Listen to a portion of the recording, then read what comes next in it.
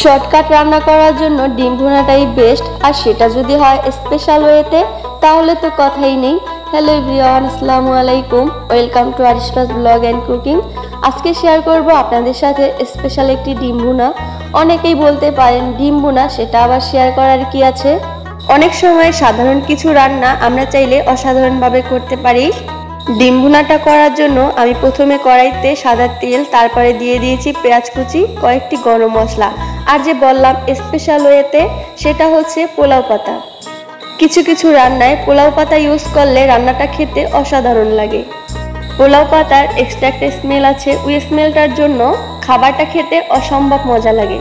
এরপরে দিয়েছিলাম হলুদের গুঁড়ো, মরিচের গুঁড়ো, লবণ আর একটা টমেটো কুচি করে। তারপরে মশলাটাকে একটু সময় নিয়ে কষিয়ে তার মধ্যে দিয়ে দিয়েছি ডিমগুলো। তারপর ঝোলের জন্য দিয়েছি অল্প একটু পানি। ব্যাস, আমার রান্নাটা কমপ্লিট। ডিম ভুনাটা আপনাদের কাছে কেমন লেগেছে অবশ্যই কিন্তু কমেন্ট করে বলে যাবেন।